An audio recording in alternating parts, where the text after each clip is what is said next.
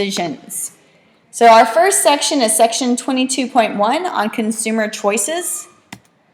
And the objectives for this particular section are to identify 4 decisions that consumers make when they buy goods and services, compare brand name and generic products, identify choices that consumers must make about when to buy, list several choices that consumers have when selecting a store to make purchases, and describe tools that consumers can use to compare prices for goods or services.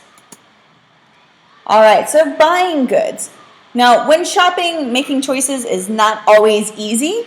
So a consumer, the person who selects, purchases, uses, and disposes of goods and services, is faced with many options. Making consumer decisions involves determining what is most important to you. Now, if we were lucky and had unlimited money, we could buy whatever we wanted, whenever we wanted, and that'd be the end of it. But sadly, no one has unlimited funds. They may have lots and lots of money, but technically not unlimited. So they have to budget their money to satisfy their wants and needs. A budget is very frustrating to make because it makes you realize how much money you don't have. And you are basically allocating your resources, usually money, into different categories to say how much you're going to spend per month or year or whatever. And then this is something that needs to be reevaluated after a certain time period to make sure that you are actually sticking to the budget and it's effective. All right, so the first thing we have to do is when we are deciding what to buy, when to buy, where to buy, and how much to pay. So deciding what to buy, we must first decide what product that we want. So picking the product. And then we have to decide based upon priority. Since obviously we don't have the unlimited money, we need to figure out, okay, what's most important for me to buy? You can choose either a brand name product or a generic product. A brand name is the trade name for a product or service produced by a particular company. So familiar products like Apple, Coca-Cola, Nike, things like that. Buyers often associate the quality with the brand names. You think, oh, I want to buy an Apple because it's such a great computer. Or no, I want to buy an IBM or a Samsung because it's a better computer. You know, Windows versus Mac, whatever. So you associate the quality with that particular brand name. Generic products, however, are plainly labeled, usually unadvertised, and they are sold at lower prices than brand name goods. Many brand name medicines and grocery items are going to have a generic version. Despite the difference in costs, they may be equal in quality to some brand name products. So in the United States, some people may want to buy Advil if they have a headache, and the main ingredient in Advil is ibuprofen. Well, you can buy the pharmacy brand of ibuprofen, which is basically the same product, but usually half as much. Very, very inexpensive, same product, same quality, so why are you paying the extra money for the brand name? Same thing with maybe some canned goods. You could buy the Del Monte canned green beans, or you could buy this the grocery store version of the canned green beans. So little differences between the brand name and the generic product. All right, so we've decided what to buy, now when to buy. Prices for many items change during different times of the year, so postponing or planning a purchase can sometimes save you a lot of money. So you would probably save more money if you bought an air conditioner during the winter, and maybe a heater during the winter, because they're not going to be in demand as much. Stores tend to run special promotions during and after holidays, so the Christmas holidays usually are a big time for sales. Just before a school year begins, so new clothes, new supplies, things like that, and at the end of a season to get rid of a lot of stuff that hasn't sold yet. So at the end of the winter time, they'll start selling all the winter stuff on sale and have all the summer stuff out. So of course, when the new products are first available, you're going to have more variety.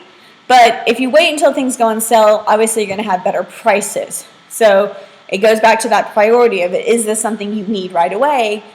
Again, need, not want. Or is this something that you can wait and try and catch on sale later? So that's when to buy. Now, where to buy. There are a lot of places that you can buy things at. So 3 factors that affect a consumer's decision on where to shop would be the kinds of goods and services sold there, the prices, and the convenience of buying there. So the first place we have are department stores. These stores offer brands, name brand items, and high customer service. So prices tend to be higher than other types of stores. And then many sell lines of products such as furniture, clothing, shoes, things like that. So in the United States, this would be something like a Macy's or a Sears. Here in Korea, maybe something like the Lotte department store or Shinsegae, things like that. Discount stores sell a variety of goods as well, offer lower prices, and have fewer services so that they can offer these lower prices because they're not going to be as customer service oriented necessarily or have other services available. And they tend to keep a large quantity of goods on hand. So back in the States, this makes me think of kind of a Walmart. It's a little bit not as good quality of product per se, but the prices tend to be a lot lower. And I don't know if you've heard me rant about Walmart before, but needless to say, I don't shop there. Not because they have bad quality, it's just because I think they're a terrible company. Anyhow, that's a rant that will take up too much time, so we'll focus on the next one, which would be off-price and outlet stores. So off-price and outlet stores are going to carry some well-known brand names at bargain prices. And the reason why they're big bargains and big discounts is because these items could be flawed, maybe not perfect stitching or something like that, out of season. It's no longer the winter season, so all the coats are on sale, or they just maybe have discontinued that particular merchandise, and so they're just trying to offload any of the remaining products that they have. In the U.S., there's a couple of stores that are known for this, which would be like a TJ Maxx or a Steinmart, and then you also would have the name brand outlet store. You could go to an area of town that has all of the brand names in their outlet store, like Gap Outlet or Coach Outlet or something like that. And then we have limited line retailers. So they sell an assortment of goods in one product line or a few related lines. And then they have a huge variety of items in that particular product line, whatever they are. And then usually a lot of high level of service and expertise. So when I think of this, I'm thinking of like shoe stores, especially if you go to a place that sells athletic shoes, like Foot Locker or something like that. You're going to have a lot of variety of athletic shoes, and usually the people who work there are going to know about the pros and cons of each type of shoes. Especially if you're looking for a running shoe, you go to a store that specializes in running shoes in particular, not just all athletic shoes, but focus in on just the running shoes. And then they offer all of the famous name brands of running shoes like Asics and Brooks and things like that, Nike. And then, you also have other stores, like you have a pet store. So we have PetSmart, which is a popular name brand back in the States. You have hardware stores, things like that. They offer very specific products, and then usually a bunch of variety of that kind of product. Then we have superstores. So superstores are kind of like supermarkets, big grocery stores, but they also sell other things like books, hardware, sporting goods, clothing, things like that. So in the United States, again, this is kind of like a super Walmart, a super Target. Target's actually the place I usually prefer to go to. I like them a lot. And then here in Korea, I think of, like the Lotte store or E-Mart. They have a variety of everything that you need when you go in. You can buy, an appliance. If you need a washing machine, you can buy a washing machine. You can buy a pair of pants. You can buy some shoes. You can buy eggs. A frying pan, whatever. If you need it, chances are pretty good you're going to find it at E-Mart or Lotte Mart or Home Plus. All right, and then we have convenience stores. Convenience stores are kind of like the bane of your wallet. Like a CU, you have access to products that consumers buy as necessities, that they need them right away, or they're impulse items like, cookies and chips and things like that. Prices, they're convenient because they're usually within walking distance or a short car ride or something like that.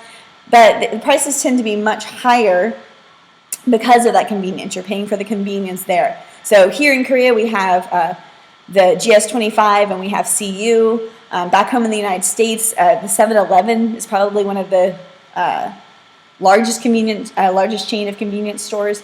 So, that's what I think of when I think of convenience stores. A lot of times in the United States, a convenience store is also attached to a gas station where you can get some gas for your car. Then we have warehouse stores, and warehouse stores are huge stores, typically the size of a football field. They carry a huge selection of food and non-food items, and these items tend to be sold at lower prices because they're sold in bulk quantities. So the price per unit is usually quite a bit lower than if you were to buy this at a grocery store or a superstore. And then in order to be able to take advantage of these discounts and deals and whatnot, you have to be a member. So think about like Costco. Costco is probably one of the most famous warehouse stores that you have because it's, I think of it as being international. We have it in Korea and we have it back home in the United States. My mom's there probably once a week at least. And then, of course, you always have, shopping at home. Shopping at home is not just through the internet. Of course, that's a huge one, but through TV channels. I know I see lots of advertisements online for buying this gadget or that gadget. It's in Korean, so I usually don't know what it is exactly that they're trying to sell. But I see the price and I see a phone number to call, so presumably I could order that if I spoke enough Korean. You also have catalogs, mail catalogs that are sent to you. And so, you have a lot of variety to be able to, from the comfort of your home, order stuff and then have it sent to you at home. And a lot of stores that offer catalogs also have a retail store that you could go in and look at the items in person as well.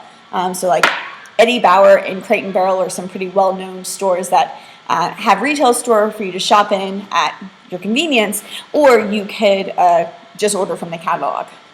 So those are the 8 options you have of where to buy.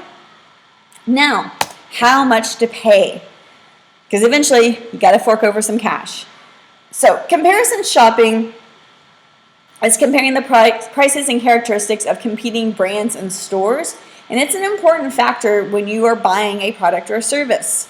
It's hugely important for you to do when it's a major purchase. So make sure you are doing some comparison shopping so that you can make sure that you are spending the best money for your product. Some people associate the most expensive cost as being the best product, but that's not true. Sometimes the least expensive item or the one somewhere in the middle might be the best buy for the money. So you want to do some comparison shopping. In our next unit, we're going to talk about more on how to do comparison shopping more effectively.